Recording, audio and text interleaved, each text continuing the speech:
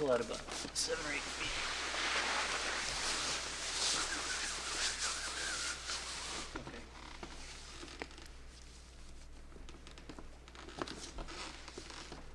Okay, we're just gonna make one more.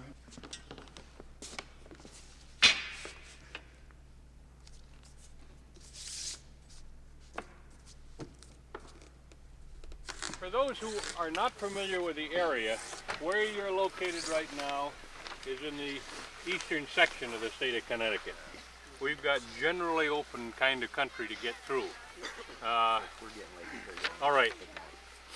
More specifically, today we're looking at, what is it, 310? 310. All right. That's going to take us down in a direction toward the Trumbull, Monroe area. We suggest that you terminate your flights when you see the Merritt Parkway. Beyond the Merritt, you're beginning to get into the runway situation of the Bridgeport Airport. That'll be the only problem we have. Danbury is not a factor for it today. Danbury's up in this direction. Specifically large maps. Let anyone who'd like to familiarize themselves with this map do so. I would like at this point to know which balloons are here, who's going up. I see Dave Goodenow. Okay, I know that's an orange and yellow orange, thing. Yellow. They are, Paul, you're taking in Terry. Red? Are you going to fly this one? So this is just, we're putting it up, take a look at it. We just finished the new bottom on it. And this is a prototype for a new balloon we're going to build.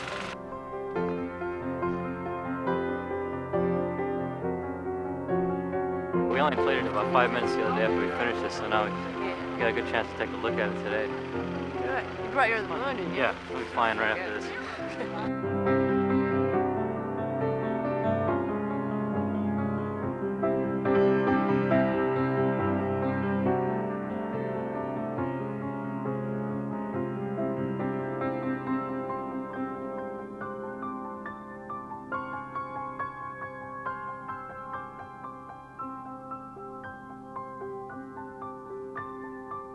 What is this thing here? Point. Is that a UFO? What's that?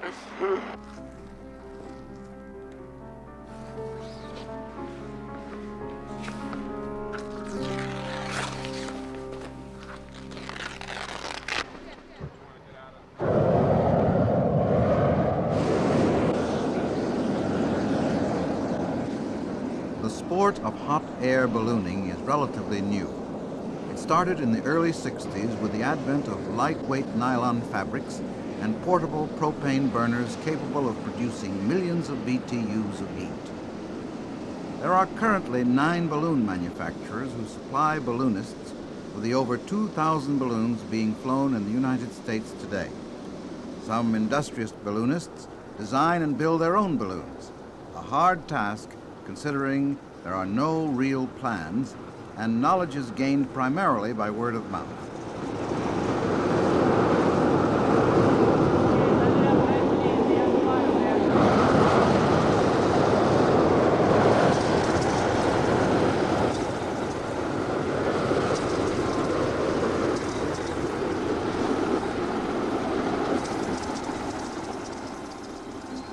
There are about 150 home-built balloons in the United States, with the largest concentration in New England. Paul Stumpf has been flying balloons for 5 years. He built his first 2 balloons himself and is planning to build a third.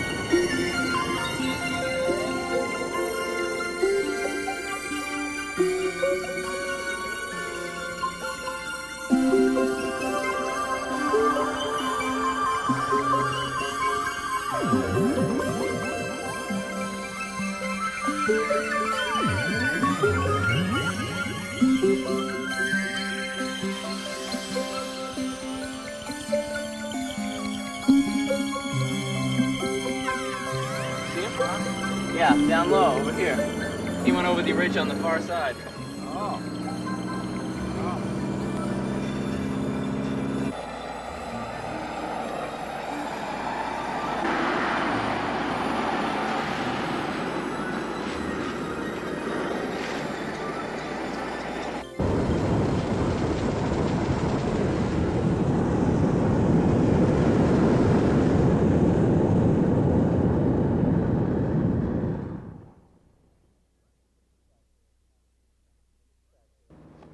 This basket has kind of an interesting history because the time that I was putting it together, I really didn't know anything about balloon baskets except for the little bit that I learned from making the first one that I built, which was a one-man.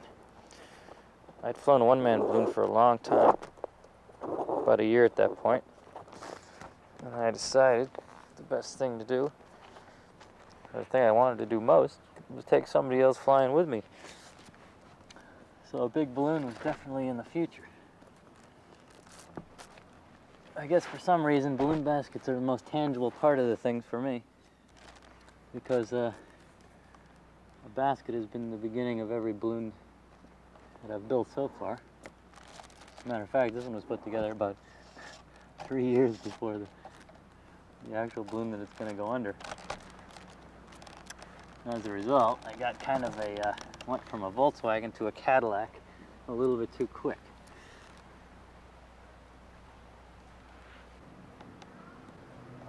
Because of Paul's inexperience, this basket was too heavy for the next balloon, which turned out to be a small two-man balloon.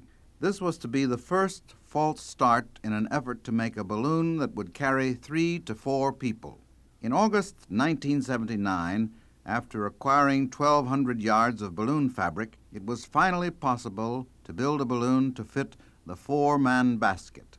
A lot of time was spent experimenting and building prototype balloons using geodesic triangular panels, the main reason being efficiency in construction and the fact that no one had ever built a geodesic balloon before. But because of technical design problems which risked wasting a lot of time and expensive fabric, the geodesics were shelved and a more conventional design was chosen. A pattern using 18 horizontal panels to make up each of 12 large vertical gores was obtained with the help of a computer. With 4 colors of fabric to work with, the next job was to apply these colors to the panels and come up with an original design.